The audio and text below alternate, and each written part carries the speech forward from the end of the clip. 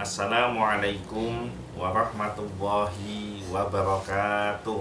Waalaikumsalam warahmatullahi wabarakatuh.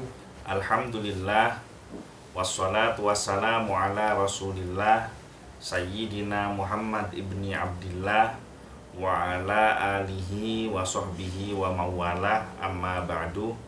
Alhamdulillah, pada malam hari ini kita kembali melanjutkan kajian rutin Kitab Bulughul Maram, masih di dalam Kitabut Thaharah, yaitu kitab tentang bersuci.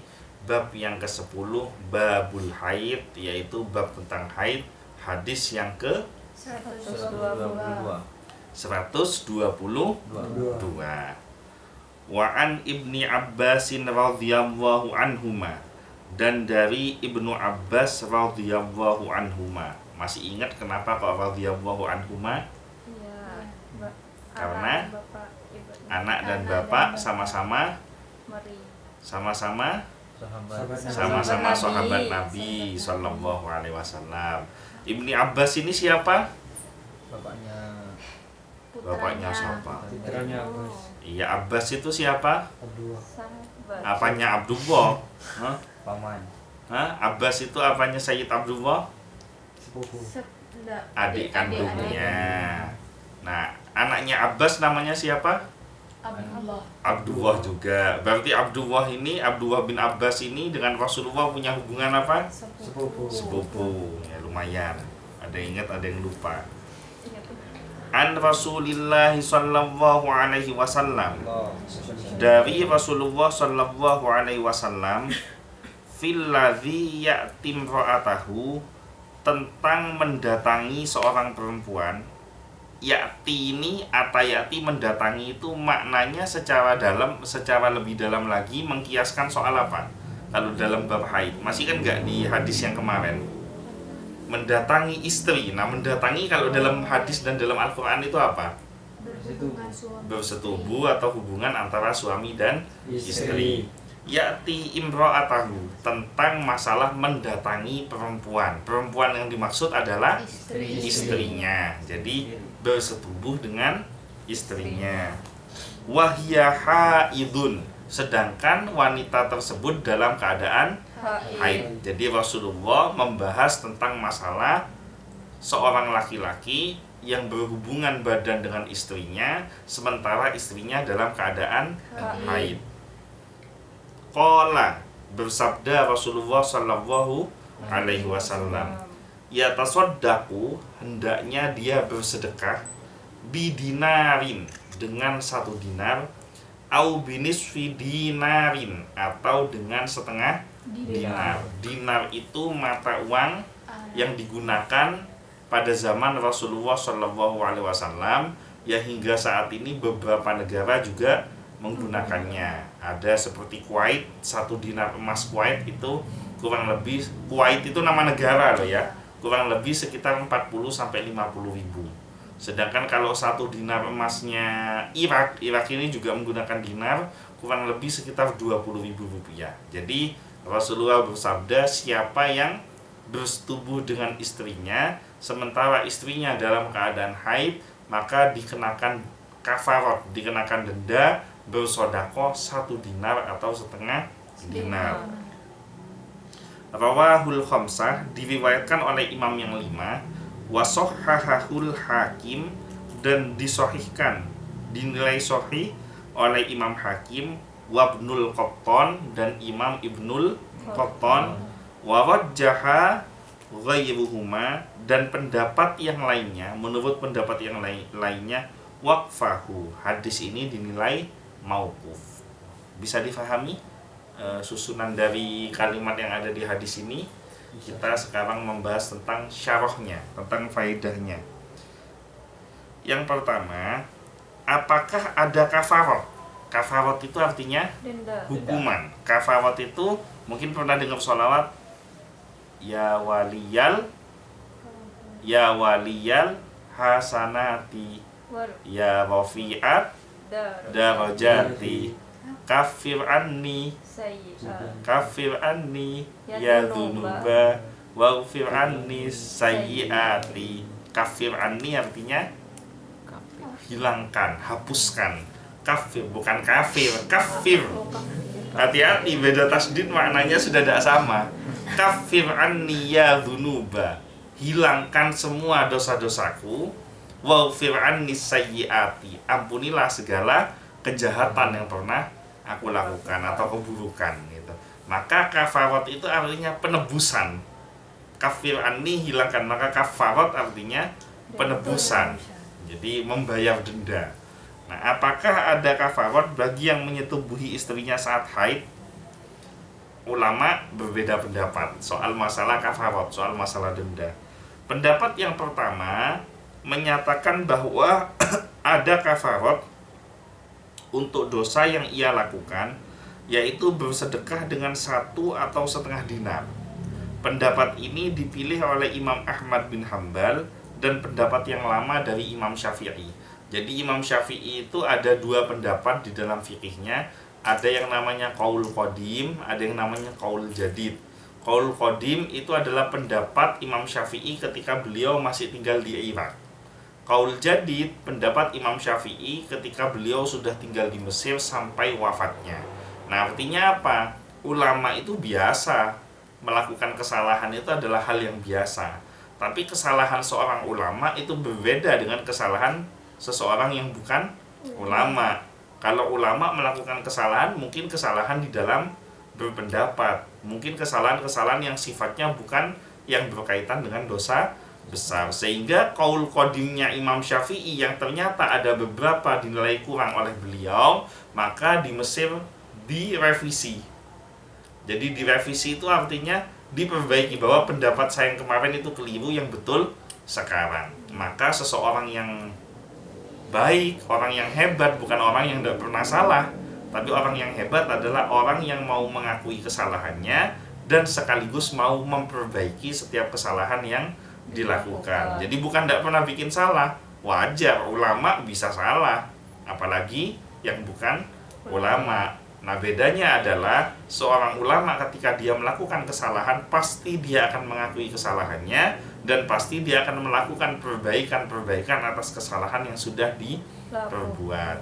Mudah-mudahan kita bisa mencontoh Imam Syafi'i. Amin.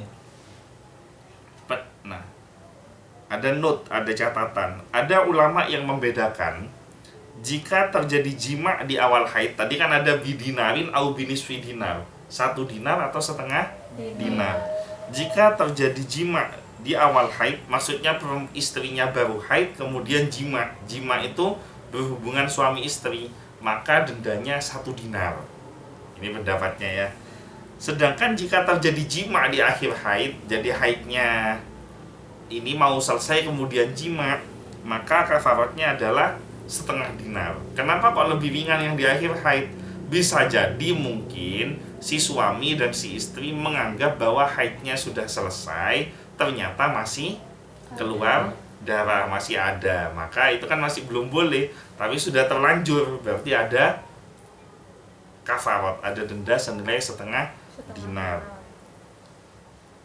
Kitabnya yang membahas ini Al-Mausu'ah Al-Fiqhiyah, yang membahas tentang pendapat ini. Nah, sekarang pendapat yang kedua.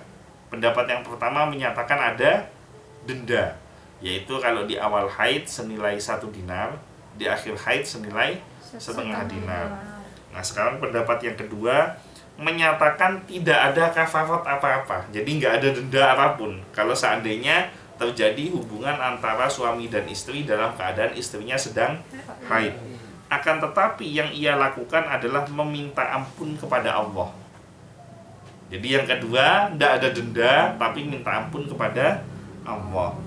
Inilah pendapat jumhur ulama, mayoritas ulama, yaitu dari kalangan ulama Hanafiyah, Malikiyah, Syafi'iyah di dalam pendapat jadid yang saya jelaskan tadi. Qaul qadimnya Imam Syafi'i menyatakan ada kafarat, denda, ketika Imam Syafi'i masih di Irak, di Baghdad. Nah, setelah beliau hijrah dari Baghdad pergi ke Mesir, nah, membaca berbagai macam referensi ilmu pengetahuan, hadis Nabi, pendapat ulama, dan lain sebagainya, maka direvisi, keluarlah yang namanya qaul jadid, bahwa tidak perlu membayar kafarat, tapi cukup memohon ampun kepada Allah.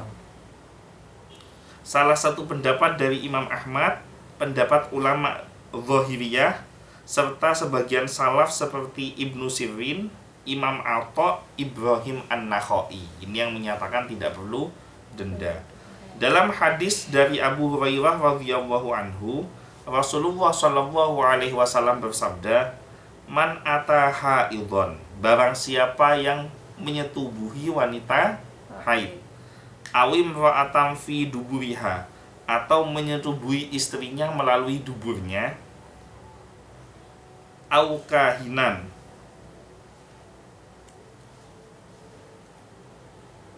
fi duburiha au kahinan, jadi melalui duburnya atau bagian belakangnya, faqad kafara bima anzila ala Muhammad, maka dia telah kafir atas apa yang telah diturunkan kepada Nabi Muhammad sallallahu alaihi wasallam.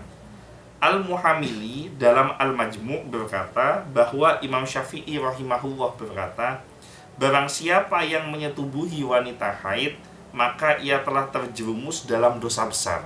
Jadi kalau istrinya haid, sengaja jima dengan istrinya padahal sudah tahu istrinya haid, maka terjerumus di dalam dosa yang besar. Ulama Syafi'iyah dan selainnya berkata bahwa barang siapa yang menganggap halal menyetubuhi wanita haid, maka ia dihukumi kafir. Jadi orang yang enggak apa-apa, halal kok, orang ini istri-istri sendiri, apa masalahnya? Haid atau enggak haid kan cuma masalah beda kondisi saja. Tapi seorang istri kan halal untuk dijima oleh suaminya. Maka orang yang mengatakan ini dia telah kafir karena dia menyelisihi apa yang diharamkan oleh Allah dan Rasulnya. Barang siapa yang melakukannya atas dasar tidak tahu adanya haid, tidak tahu akan haramnya, kan ada, tidak pernah ngaji, orang laki, orang perempuan, Islam nikah, tidak tahu ngaji, ya kan? Datang waktu haid tetap bersetubuh, maka dia tidak masuk kategori dosa besar, karena dia tidak tahu. Lain kalau pura-pura tidak tahu ya, ini yang dibahas yang tidak tahu. Atau lupa kalau sedang haid, karena kan darah tidak terus-terusan keluar. Mungkin habis mandi istrinya, pembalutnya lupa tidak dipakai, terus lupa kalau sedang haid, terjadi hubungan antara suami dan istri, kan ada potensi lupa seperti itu, maka ini tidak masuk kategori dosa besar juga. Atau dipaksa, misalkan yang istrinya tidak mau karena ngerti hukum, ya kan? Nah suaminya ngebet maksa, ya kan, sampai terjadi. Nah ketika terjadi hubungan suami istri dalam kondisi istrinya dipaksa, artinya berada di dalam paksaan suaminya, maka istrinya tidak masuk kategori dosa besar. Yang dosa besar adalah suaminya karena memaksa. Maka tidak ada dosa untuknya dan tidak ada kafaroh. Lupa, tidak tahu hukum haramnya, dipaksa, nggak ada dosa.